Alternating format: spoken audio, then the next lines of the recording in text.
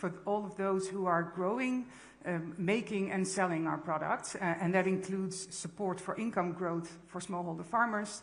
That includes working to really drive living wage for the employees of our suppliers, and that also includes working with small-scale retailers to really improve their businesses and grow their businesses. So when wages fall short, there are really some unintended consequences. Those include low productivity, it also includes higher turnover, and we also see associated human rights risks. So we see living wage not just as a social issue, but also as a foundational driver for supply chain resilience, really. What we found is that closing that gap between minimum wage and living wage is a really effective way to build stability in supply chains. And when workers receive a fair pay and they have more secure incomes, we see that that really strengthens supply chains and makes them more stable, and it also improves productivity. So what Unilever does is we really embed living wage in the expectations of our suppliers, both in our what we call our responsible partner policy, which is our supplier code of conduct, as well as through a living wage promise. So we're asking suppliers to sign a living wage promise so that they measure the gap and that they actually develop a time-bound plan to close it.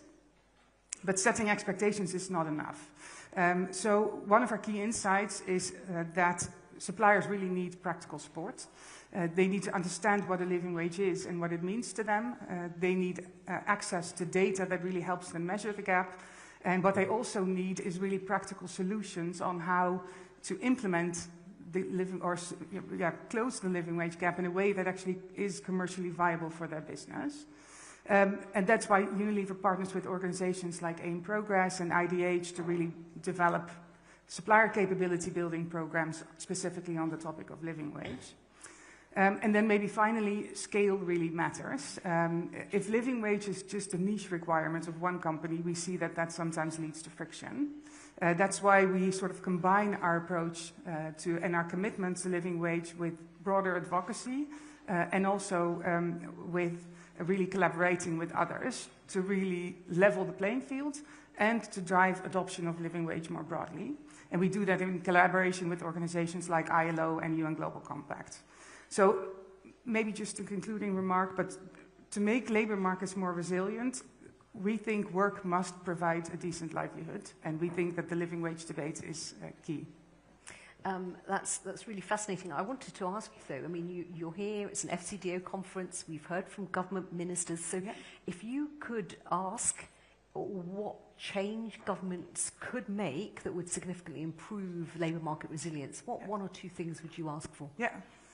I think I've heard some comments earlier today in some of the plenaries around this as well. And I think it's important to mention that these types of systemic inequalities, including the gap between minimum wage and living wage, they're not addressed by one actor alone. Company action is critical, but we also cannot do this on our own. So we really need all actors within the system to take their responsibility, and I think, of course, governments are very crucial in bringing this agenda forward. So if we could ask governments for two things, then the first would be for them to, over time, raise wages from minimum wage to living wage levels. And secondly is for them to strengthen the systems that we need to make the implementation of living wage possible. So if I elaborate a bit more on the first one, raising wages closes the gap. It also improves livelihoods, and it really creates a level playing field across industries. And if so reflecting on the Doha declaration, the political declaration last year, that's really where governments, they really emphasized that living wage is necessary for decent work, but also for an inclusive growth agenda. So if I reflect on the second one, priority now should really be on implementation. We need strong wage setting mechanisms, we need social dialogue, and we also need clear pathways towards living wage to unlock impact at scale. So what we need as a business is really clarity on policies. That's really critical to align incentives across governments, across businesses, and across supply chains. So yeah, I'll reiterate what I said before, but if we want resilient labor markets, we really need to move from isolated action to really more systems change, and we think that living wage is key to that. Yeah. Absolutely, and we're getting the ministers together here to try and make progress on some of these issues. Asif Sawa, BRAC works directly with communities facing climate shocks. What does labour market disruption look like on the ground, and what interventions do you see that are helping people to adapt? Well, let me start with a little bit like a quick story. And one of the river and islands of Bangladesh I recently visited, and it's also adversely affected by climate change. And the situation is so poor that there is no roads, so I had to get on a cart, like bull-driven cart, right? So I was walking, taking the cart back, and then suddenly I see a woman comes running behind my car and chasing me. And then she comes in, I ask the cart to stop, and then she gives me this like almost torn piece of paper, and I open that up, I see a CV written in broken English. And she says that I'm a farmer's wife. You guys all taught me to send our children to school, and I invested a lot of money in my children's education, my son's education. And he just graduated out of university 2 years ago. He doesn't have a job. And he doesn't want to do agriculture as well because he's educated. And that's an interesting reality as well, that, if you remember during the MDG era, we all strove, like, we need to send our kids to school, right? And with that whole idea that growth will come, and then we're going to ensure jobs and a good life for them.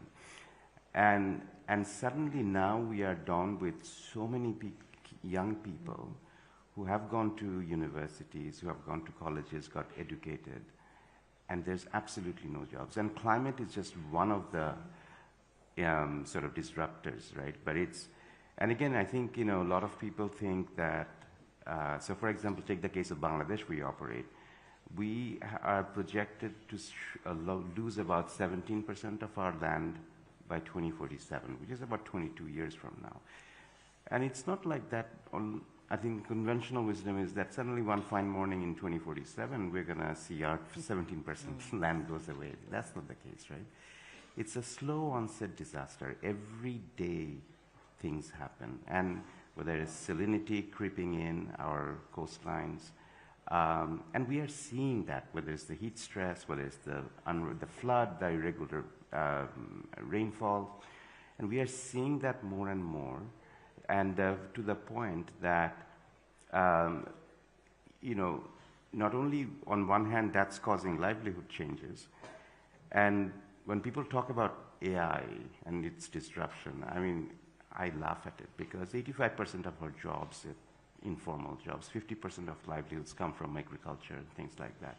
So AI disruption will take a long time, and not just in Bangladesh, in many other parts of other countries in Africa and where we work as well. So the focus actually has to go in these areas where it's climate-related disruptions are happening on how do we adapt? How do we kind of not make people move, right? It's not a coincidence that in Bangladesh, for example, 10 coastal districts have lost population, while Dhaka is now the second largest city in the world in terms of population, with 30 million, and projected to be the largest in terms of by 2050. So that what's happening? People are moving to the cities because of loss of livelihood, essentially. So what solutions are out there, right? So essentially, I think, the Bangladesh, for example, new government has come in and basically said that they're going to create 10 million jobs. At BRAC, we are saying that we are going to create about 1 million jobs because that is the number one thing, is jobs, jobs, jobs.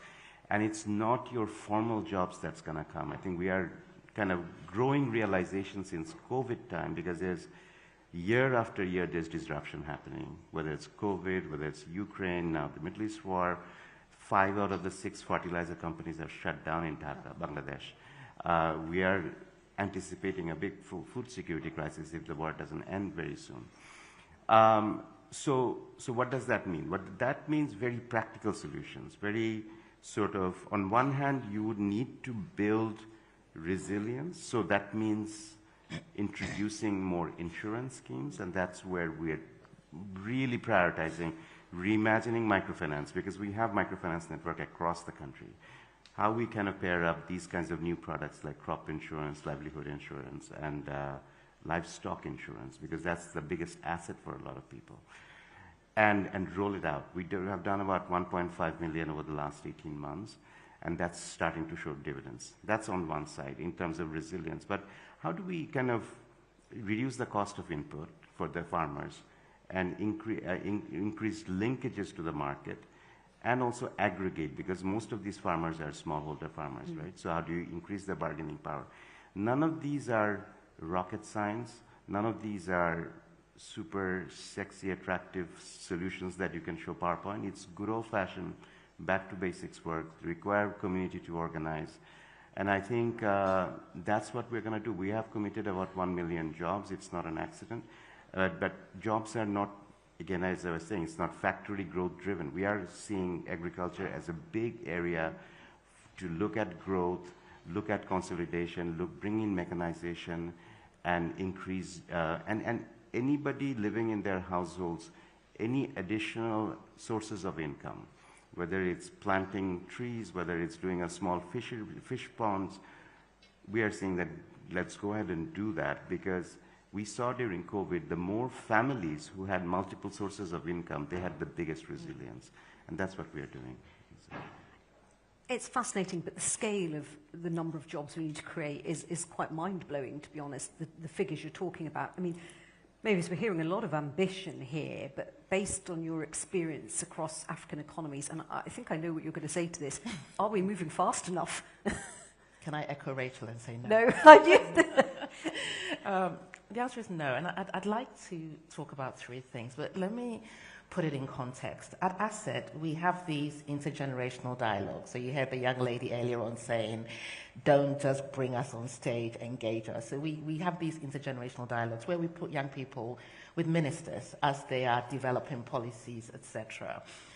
And we recently had one on the future of jobs and where they're going to come from. And a young man said, well, according to the statistics, he didn't quite say labor market, but according to the statistics in the labor market, I have a job, okay? But I work 84 hours a week. I don't have health insurance. I don't have a pension. And on a weekly basis, I struggle to get to and from work, okay? So research that we've been doing at Asset shows that it's no longer about quantity of work, it's about quality of work. It's about dignified work. And we are finding that in a lot of sectors that are generating real, like quick jobs, informal sector, agriculture, etc., and the service industry, a lot of these young people that we are counting in our numbers actually don't have decent and dignified work. So they tick the box, but they are struggling. They are living below the poverty line. And then, of course, when it comes to women, as Minister Chapman said earlier on, not only are they struggling to get even into the basics of jobs, but they are not actively participating in the labor market because of unpaid care responsibilities, etc. So the first thing I'd like to say is, no, we're not moving fast enough, because even though we are talking about creating more jobs and we're kind of patting ourselves on the back for the progress we've made, the quantity we have is not decent and it's not dignified.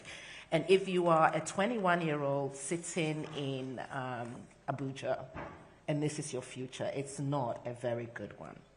The second one is also the structural nature of our investments.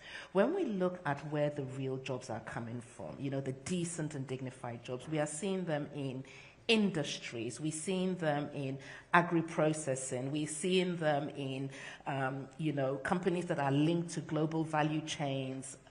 And this requires an intentional and deliberate investment in industrial policy. Something that we are struggling to see. So even when governments are talking about wanting to invest in industrial policies, a lot of our partners still don't feel comfortable with the terminology around industrial policy. We're hearing that still. And how you define industrial policy, I think the latest one was we decided to even stop using industrial policy and start talking about value-added companies and manufacturing, etc.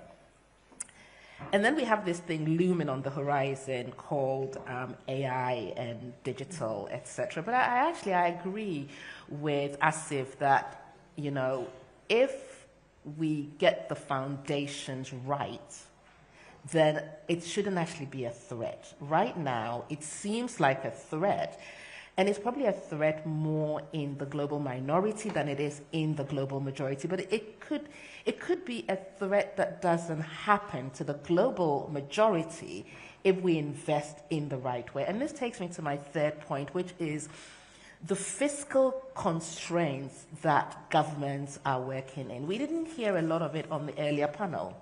We didn't hear about, you know, the fact that so many of our countries are spending more on debt servicing than they are spending on education and health. And I agree with Rachel when she says that if we don't invest in the fundamentals, we will not navigate the world of decent jobs today, let alone the world of AI. A lot of young people that are graduating do not have the basic skills, the basic mathematical, literal skills. They don't have the basic analytical thinking skills to navigate the current space of work, let alone the future of work. So when we talk about, you know, and earlier on I said, I feel for our government sometimes, because on the one hand, you're having to do this major debt servicing, and then on the other hand, you're being told that you're not investing enough in skills, okay? So, you know, we recently did some modeling at Asset, and we found that if we could cut debt servicing to 10%, 1.3 million more children would go to school in 21 African countries, primary school, basic education. I don't have the modeling for quality education, so don't ask me, Rich. We don't know. And I know bums on seats is not enough. It has to be quality education.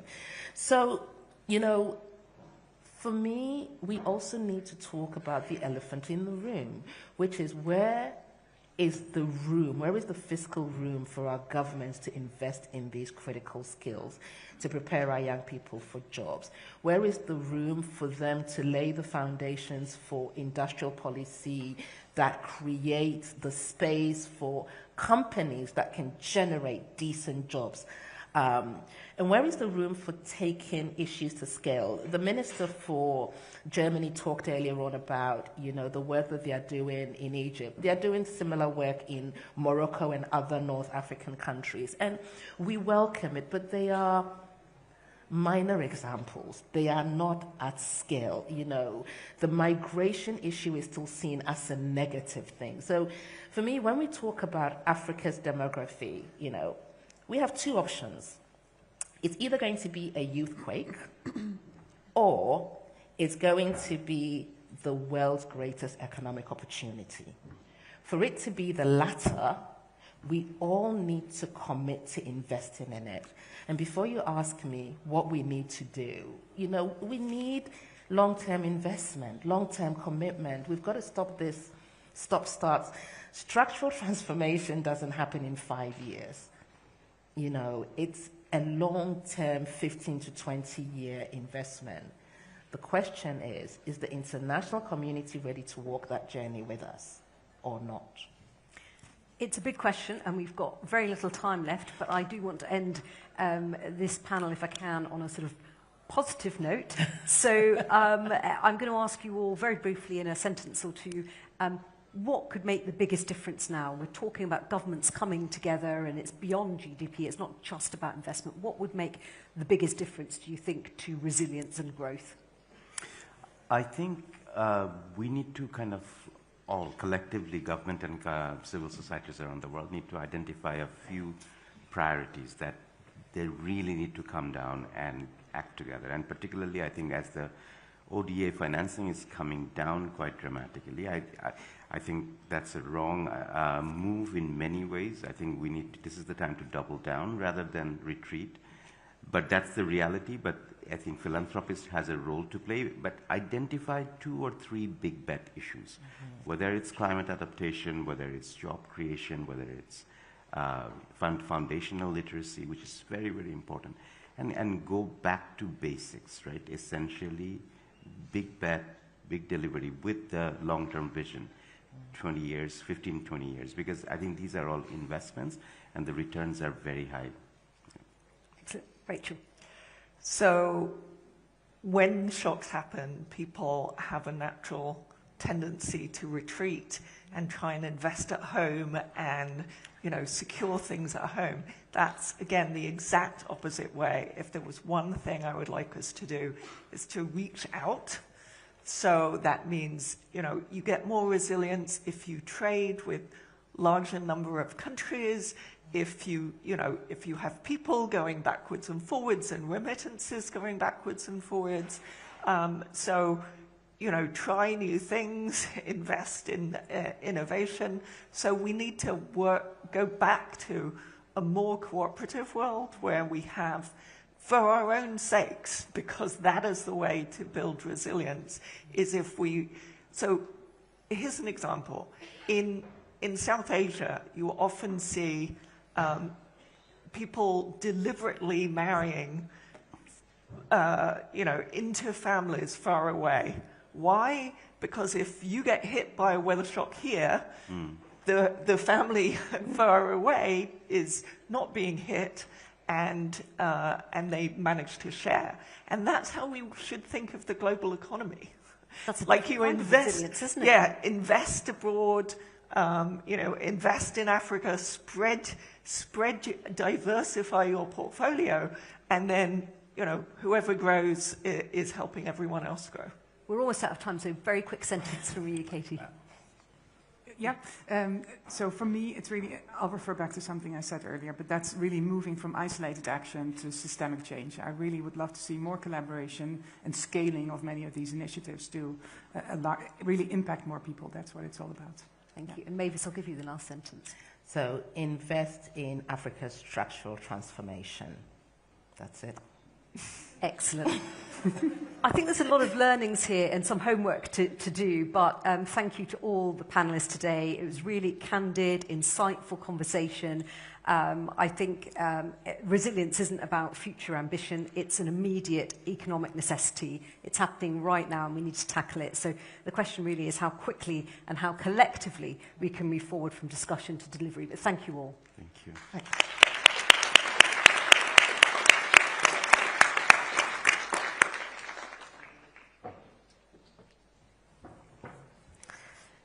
That was a fantastic and very practical conversation, really, about skills partnerships, foundational learning, vocational training, and so on.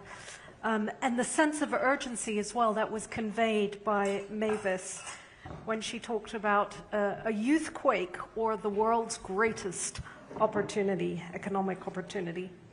So we are going to keep the energy going. Please do stay where you are. And I will very shortly be welcoming an honored guest to the stage.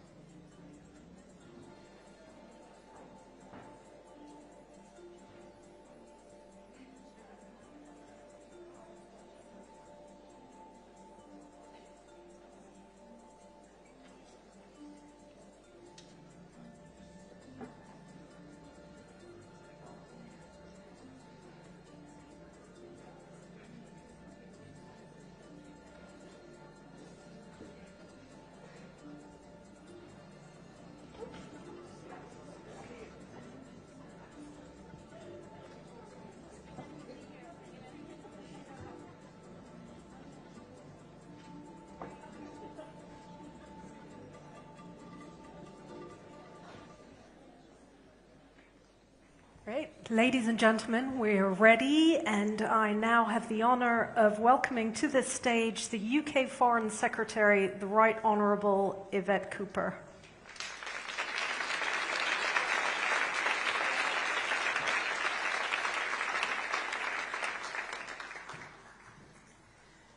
Thank you very much, and it is a great pleasure to be able to welcome everyone here in London for the Global Partnerships Conference, and a huge pleasure especially to be able to co-host this conference with South Africa, just as our two countries worked together last year on the replenishment of the Global Fund, helping to secure over £11 billion in pledges to fight AIDS, tuberculosis and malaria. And it is a pleasure too to co-host with the Children's Investment Fund Foundation and British International Investment, the pioneering organisations that have done so much to advance the priorities that we all share. This conference was designed to be a bit different from the normal international ministerial events that we hold.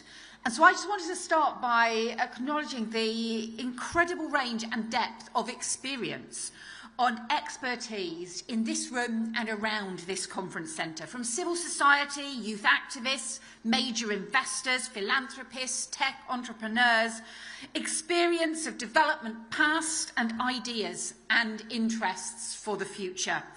The collective wisdom and insight that we need to harness together in the face of the most unprecedented global challenges. And I know that there's many individuals, organisations in this conference who have long-standing commitments to lifting people, communities and countries out of poverty. And we've seen huge progress as a result of that incredible dedication. Over 1.5 billion people worldwide lifted out of extreme poverty in recent decades. Healthy life expectancy around the world increased by over 5 years in just a decade. Over 100 million more children going to school, and nations benefiting from stronger job creation and growth. And as the British Foreign Secretary, I'm proud that the UK has played its part in that story of transformation, working with partner governments and with many of you here today.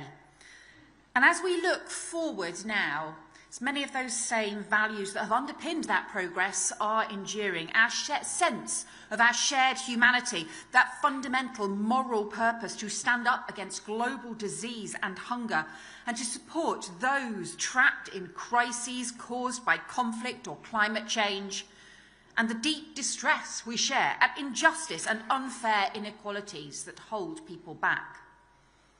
But we are here today because we know that change is needed, because we know we need to do things differently at a time when our world is more volatile, more contested, more unstable than ever, and when our multilateral system is under strain. And we meet against the backdrop of the Hormuz crisis, a strait of water through which 90 ships a day used to pass.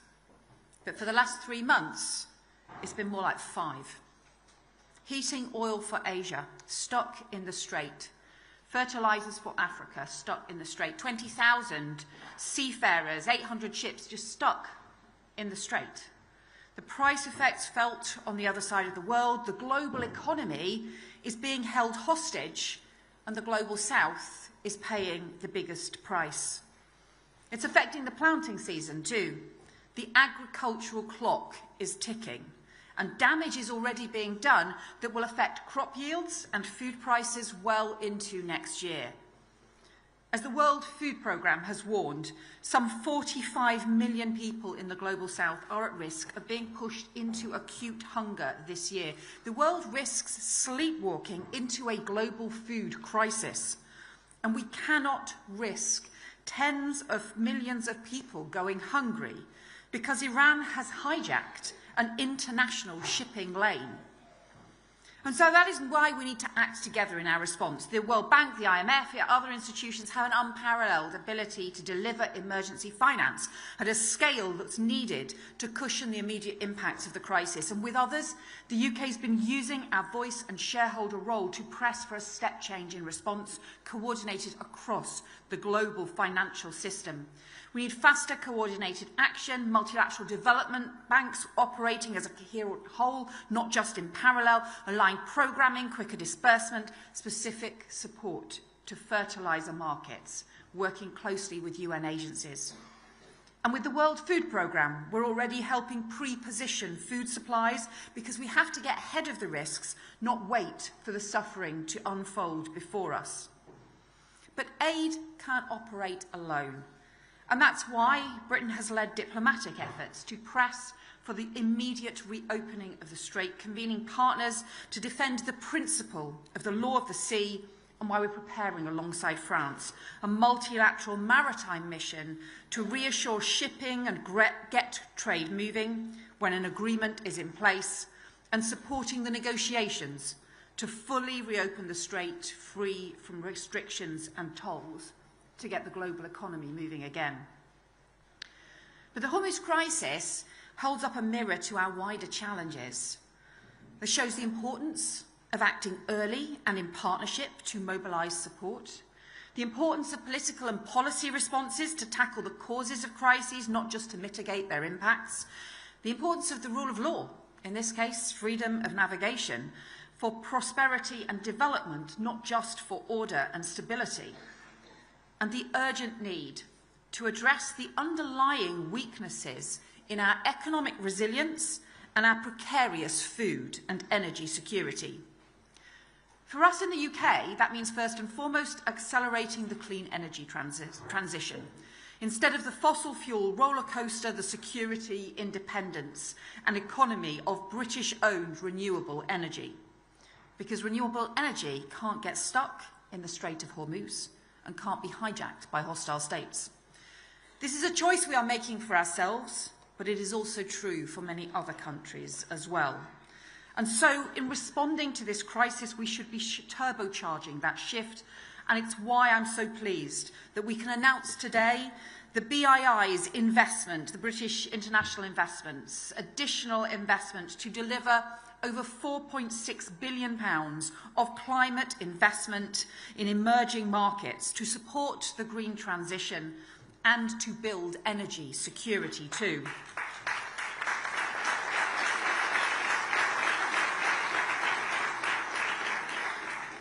But the reason that this matters is because the Strait of Hormuz is no outlier.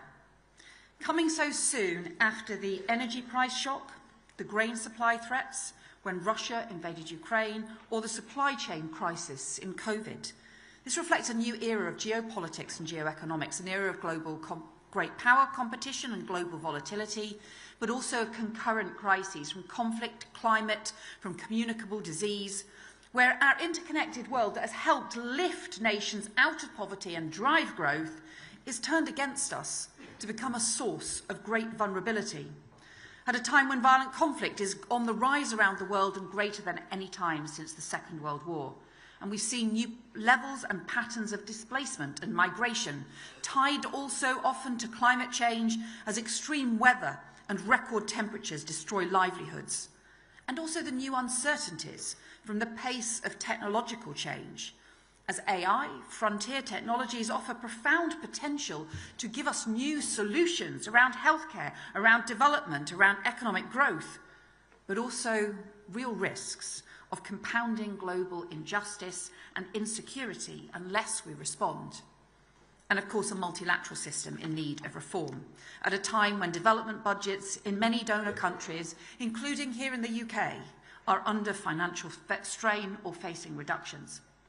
So in the face of these challenges, bold new approaches are needed. And we need to be honest that as well as keeping up with changing times, we need to address some of the deficiencies in some of the traditional ways we've done development in the past.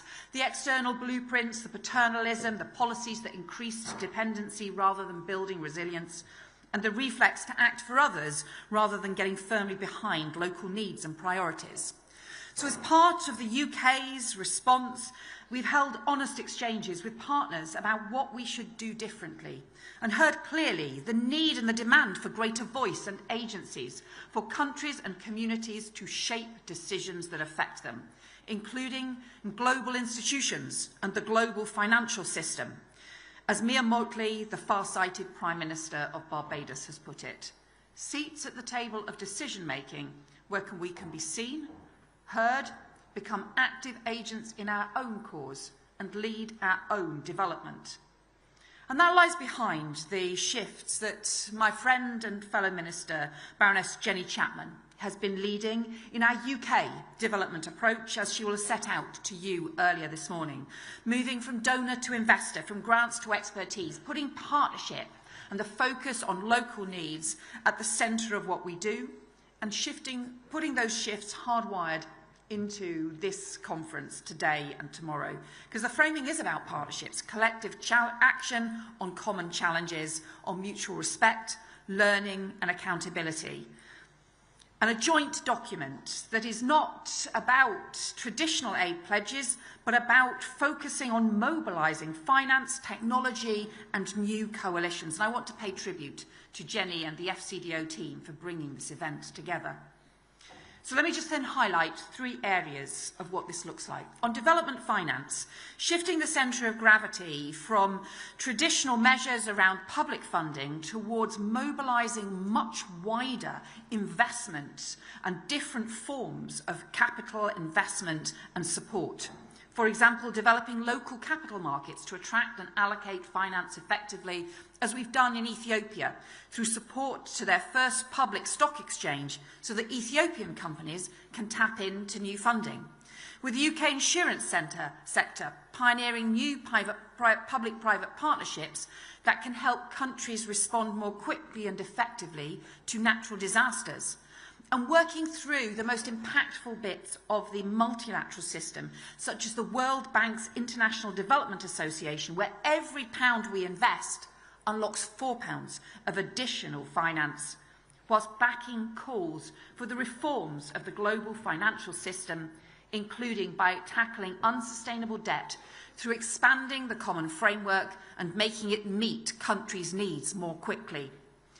We're backing too Africa's institutions to raise far more funding at scale, with our £650 million contribution to the African Development Fund helping leverage in up to £1.6 billion in grants and concessional loans, including issuing bonds on the London Stock Exchange for the first time. And moving into also providing expertise, such as the tax advice that has helped Ghana generate an additional £100 million in revenue to invest in its own education and health priorities, far more than a traditional UK aid programme could have provided. The second shift is to make sure we focus our humanitarian and grant aid on the countries and the communities that need support most. Conflict is now one of the biggest drivers of extreme poverty across the world. Already, over half of extreme poverty is concentrated in conflict-affected fragile states. And so alongside our aid allocations to areas like Sudan and Lebanon, Palestine, we're prioritising conflict resolution in each of those areas too. A focus that also supports our interest because conflicts that rage unresolved radiate instability across regions and continents. And it's in our collective interest to support global health too, when we see the Ebola outbreak spread in and around the DRC, flagged by the WHO as being a clear international concern. And we also need a reset of the whole humanitarian system as proposed by UN Humanitarian Chief Tom Fletcher and organisations like the International Rescue Committee for rigorous prioritisation and shifting the power and resources to local partners that really understand the local contexts and needs. And UN reform too, to help the UN play its indispensable role to be more efficient, more effective and coherent, refocused on the core priorities and results in line with the UN 80 reform initiative. But finally, I want to mention a further focus that is about our values and also our shared interests, because amidst the plethora of global emergencies. We can risk neglecting one that blights the safety and prosperity, equality and freedom of half the world, including here in the UK. And that's why this government, the UK government, has made tackling violence against women and girls a national mission, setting an unprecedented mission, a push to halve violence against women and girls in the UK in a decade. But we believe it also needs to be a global focus. Because at a time when 1 in every 3 women and girls worldwide will experience physical or sexual violence, these are not simply these statistics, but lives scarred and generations that can bear those scars. And having heard firsthand on the Sudan-Chad border earlier this year in Adre, some of the most harrowing stories of rape and sexual violence, we know that that kind of violence can pass through and scar whole generations and communities for years to come. And so tomorrow, here at this conference, we will say more about our upcoming international coalition, an international campaign, and the new coalition we seek to build involving multiple countries here at this conference. So in closing, let me thank you for being here and for all the discussions and the conversations at this event. This part of London is no stranger to being the basis for international cooperation. We're holding this conference just a couple of miles from Greenwich's Royal Observatory, from which the world agreed how to measure time. And that agreement to create a single prime meridian unlocked cooperation on trade, on commerce, on global interactions. And here today, in a different time, on different terms, as an international community with states, companies, civil society, all represented, we're discussing again the cooperation on the critical issues that will shape the coming decades, signing our jointly endorsed Global Partnerships Compact. And I hope this shared endeavour that will carry us forward, whether it's at the Hamburg Sustainability Conference, the multilateral events, or into the UK's G20 presidency next year. Let me finish where I started, with the potential interest of all of those here from so many different countries and backgrounds to bring those partnerships across the world and across our communities together for a world free from poverty on a livable planet, because we know it's the partnerships that we build across the world that make each and every one of us stronger at home. Thank you very much.